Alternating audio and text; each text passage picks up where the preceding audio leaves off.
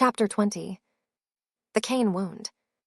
Black magic, fractured knowledge, and the echo of ancestral trauma in modern African roots. What happens when sacred knowledge is preserved, but severed from its source? When wisdom survives in form, but not in function? When the memory of power outlives the ethics that once held it in balance? If the previous chapter traced the arc of elemental civilization's fall, from cosmic harmony into imbalance, from collective stewardship into corrupted hierarchy, then this chapter turns to the long echo of that rupture. Not merely the geopolitical or ecological consequences, but the spiritual ones, the karmic ones. What lingers in the souls of people whose ancestors once held divine knowledge and then watched it slip into shadow? Across the continent of Africa and throughout the diaspora it was forced to birth, a complex tapestry of spiritual belief survived the cataclysms. Some of it shines with the brilliance of memory unbroken, rites of rhythm, herbal intelligence, ancestral communion. Other fragments fester, power without peace, ritual without reverence. Practices once sacred, twisted through trauma into tools of harm. To understand what remains of African spirituality today, one must begin not with colonization, but long before it. In the Nile Valley and the lands of the Black Earth, Kemet, a civilization where the sacred and the scientific were never split.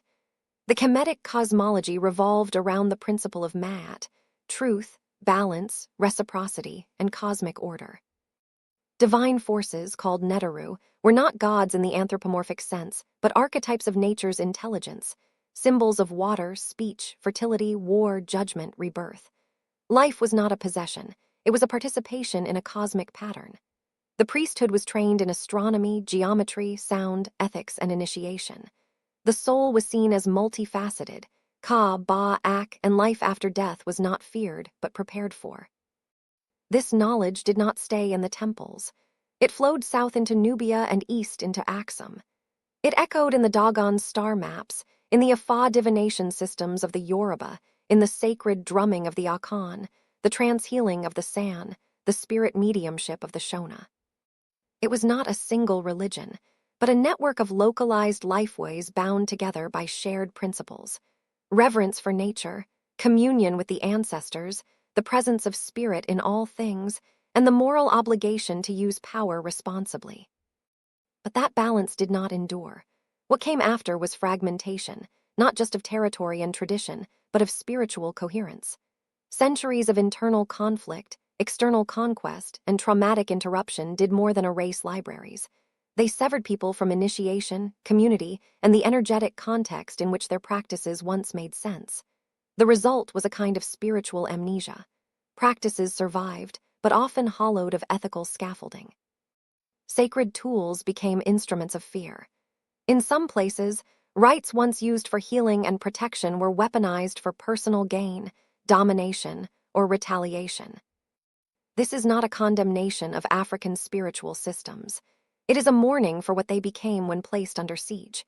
When colonizers burned sacred groves, criminalized drumming, outlawed divination, and executed healers, the rituals did not vanish. They simply went underground, stripped of nuance, held by the wounded, and passed on in secret. In this way, much of what is today called black magic may be the fractured inheritance of a once-integrated spiritual intelligence, now echoing through systems of pain. In places like Benin, Nigeria, Congo, and Haiti, some traditions descended into fear-based power structures, blood rituals, hexing, possession, curses, and contracts with unseen forces whose true natures were no longer well understood.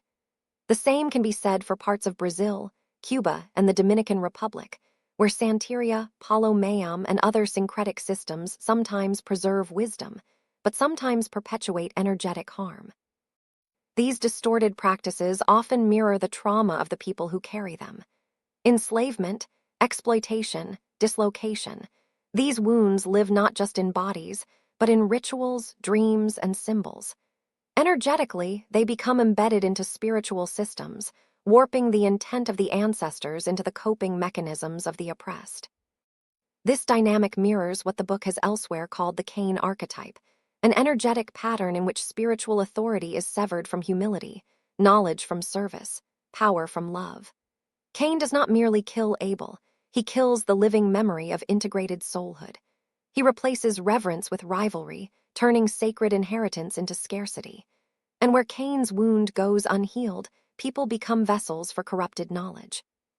In that sense, the darker forms of ritual magic that persist in parts of the post-colonial world are not simply moral failings. They are symptoms of ancestral trauma, echoes of power wielded in exile. It is no coincidence that many practitioners of such systems have, in recent decades, left their rites behind, some finding peace in Christ, others in Islam, others in simply walking away. Their testimonies often describe unseen torment, generational bondage, and a felt sense that the spirits they served were no longer aligned with life. These departures are not necessarily betrayals of tradition. They may be the soul's attempt to return to the original covenant, the energetic memory of alignment with Source. Yet the story is not only one of distortion. There are also keepers, elders, healers, and initiated priests who have preserved the deeper harmonics of ancestral spirituality. In Burkina Faso, some Dagara communities still train diviners to speak with elemental spirits, guided by ethical codes passed down orally.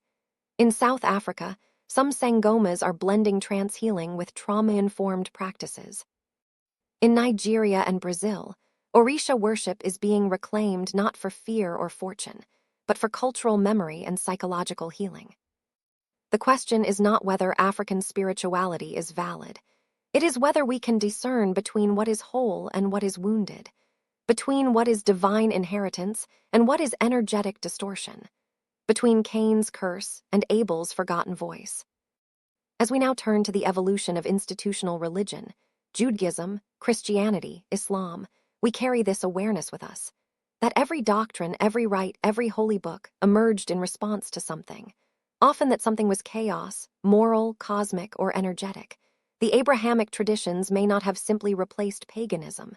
They may have emerged as attempts to discipline it, to draw ethical lines around fractured powers, to restore order where misuse reigned. Whether they succeeded, or merely created new distortions, is the question that awaits us in the next chapter.